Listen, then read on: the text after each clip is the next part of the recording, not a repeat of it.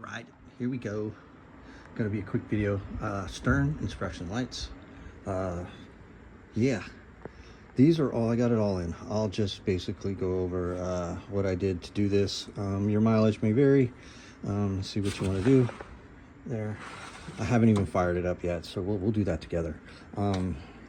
Basically, to start off with, you could pull the playfield. Of course, it'll be easier if you have two people. But I did not do that. So what we did is I had Mr. Rexer come over, push this playfield all the way back as far as it could go, and straight up. So with that straight up, it gave you enough left to right movement that you were able to unscrew the old plate that goes there. You know, so you'll unscrew the back where you can access it all the way down, and then you'll move the playfield, and then, you know, rinse, repeat on the other side and take all the screws off. Once the screws are off, then you can basically slide this, the expression lights right. It has just enough room and flex to go right in with somebody holding it upright. It has to be upright. So once that's done, then we went ahead and screwed that down. So once that was down, cool. Then the hard part was basically Stern wanted you in the instructions to do the bottom artwork first here, but I think it's easier. Just people suggested put these in first. That way you have something to line up to, because usually art blades, you know, you would just line it up to the top here and go down and you're good. Make sure it's straight all the way up, but you got to make sure that the artwork's lined up. So, you know, right there, all the way up. So, yeah. It lined up, not too bad. So the next step was, we didn't have enough room, of course, with the playfield in. So what we did is we just set it down and lifted it out. So you'll just give the cable some slack here, just undo that. And then there's enough cable there to be able to pull it off, pull the playfield off. And I had a little bench here, my little Atari thing, and then set down this back mech, just rested on it, so it was kind of like this, and then the cable just drifted over, and then we installed the artwork without the playfield in the way. The only thing that was in the way was the cable. So that, I think that's the hardest part is the artwork. So it was good to have an extra hand, so thanks Rixer.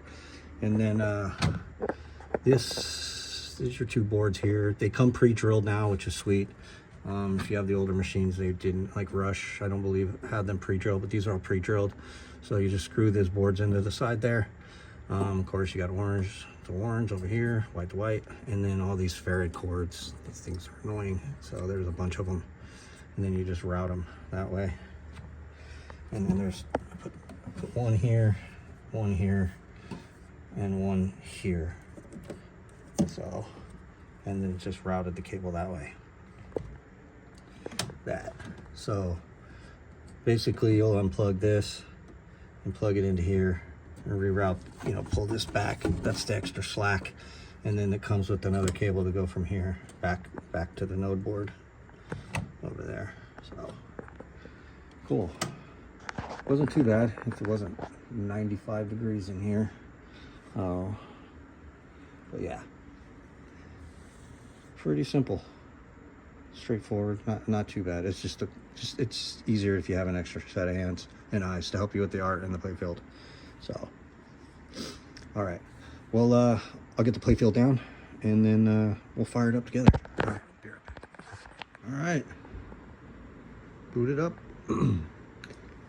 I got no lights on the playfield when I first booted up. Then it just updated the node board, so don't be alarmed. I'm like, what? So yeah, this turned out pretty good. And while I had the playfield off, I got some switch slot protectors from Pinball Life. It sucks that Cliffy's so backed up. I emailed him and he never even got back. So I need to try that again and see. But yeah.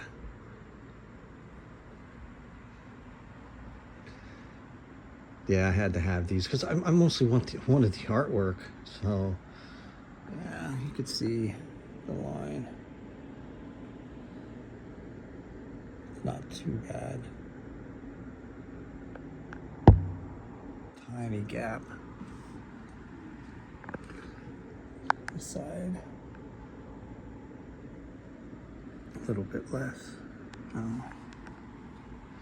Some of these I screwed them down too tight, so I can just kind of adjust a little, flex out a little bit more, and it'll get rid of the line. But yeah. Pretty cool. I mean, it's kind of ridiculous. They're $600, but it's worth it to have these lights, especially with the music pin and the artwork. So it kind of completes everything.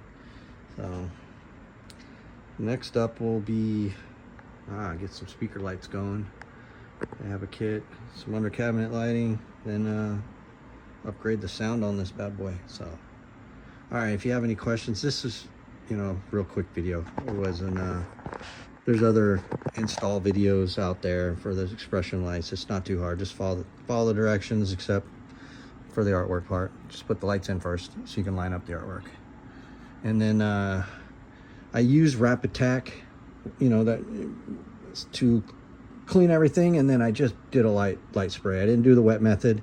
This artwork that Stern has is really forgiving.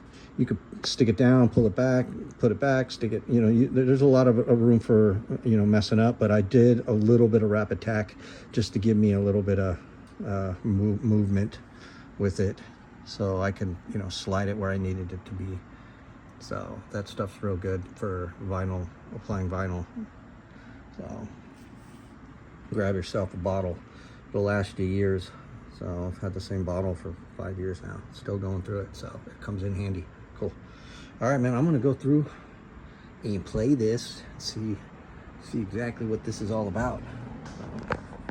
All right, guys, thanks for watching. Talk to you later. Bye.